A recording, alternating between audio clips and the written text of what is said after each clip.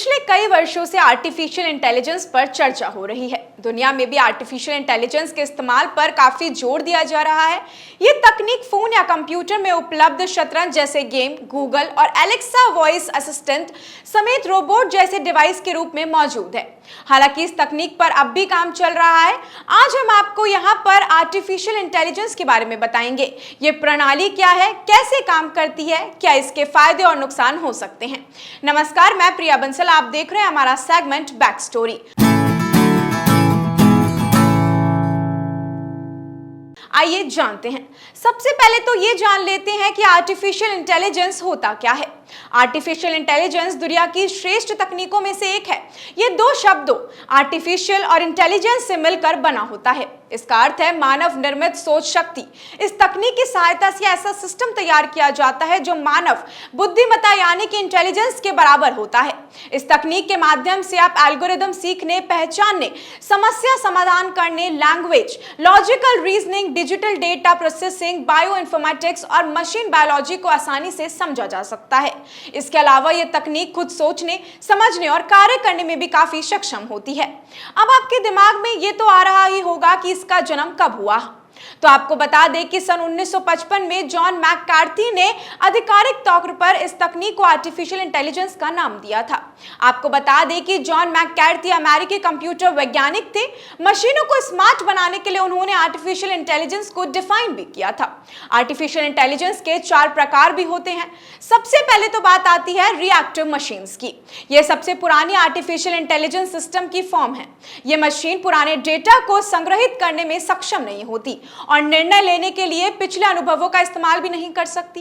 ये limited data store करके प्रतिक्रिया देती है। उदाहरण के तौर पर अगर बात करें तो IBM ने वर्ष 1997 में शतरंज खेलने वाला सुपर कंप्यूटर डीप ब्लू बनाया था, जिसमें उस समय के मशहूर शतरंज खिलाड़ी गैरी कैस्पारोव को हराया था। इस सुपर कंप्यूटर में मेमोरी को स्टोर करने की सुविधा नहीं दी गई थी। डीप ब्लू ने विरोधी के वर्तमान चाल को देखते हुए खेल भी खेला था। अब अगले की बात आती है, वो है लिमिटेड मेमोरी।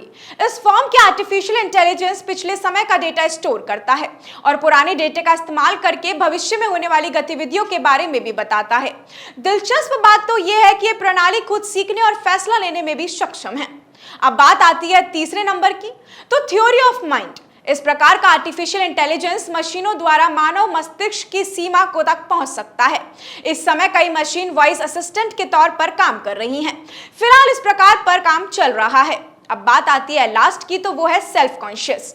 आर्टिफिशियल इंटेलिजेंस के इस प्रकार पर काम चल रहा है। वैज्ञानिकों का मानना है कि इस प्रणाली के आने से रोबोट्स इंसानों की तरह ये जान सकेंगे कि उनका वजूद क्या है। इसके बाद इंसानों और मशीनों में कोई अंतर नहीं रह जाएगा। अब इन सबको जानने के बाद दिमाग में ये आना तो लाजमी है ही कि कैसे काम करता है आर्टिफिशियल इंटेलिजेंस। तो आइए समझते हैं। सबसे पहले तो आर्टिफिशियल इंटेलिजेंस मशीन लर्निंग का एक भाग होता है।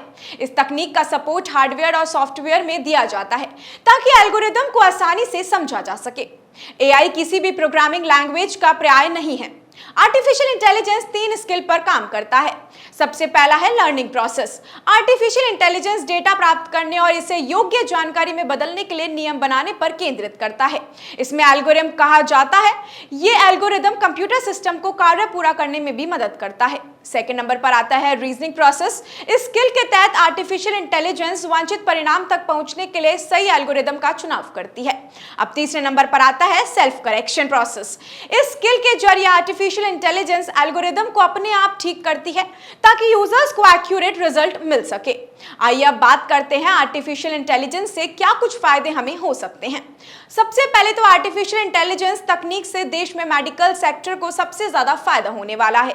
इस तकनीक से एक्सरे रीडिंग जैसे तमाम काम आसान हो जाएंगे। डॉक्टर्स को अनुसंधान में मदद मिलेगी। इतना ही नहीं, आर्टिफिशियल इंटेलिजेंस से मरीजों का बेहतर तरीके से इलाज किया जा सकेगा। स्पोर्ट्स के क्षेत्र में भी आर्टिफिशियल इंटेलिजेंस की मदद से बहुत फायदा होगा। खिलाड़ी तक तकनीक के जरिए अपनी परफॉर्मेंस पर नजर रख सकेंगे। इसके अलावा लोगों को तकनीक से खेल को आसानी से समझने की भी सुविधा मिलेगी।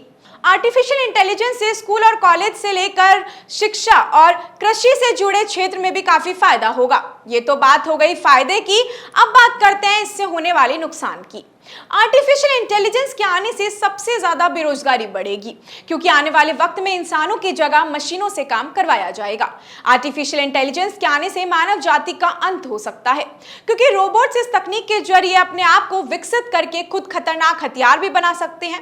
हालांकि इस दौर पर आने में काफी वक्त लग सकता है।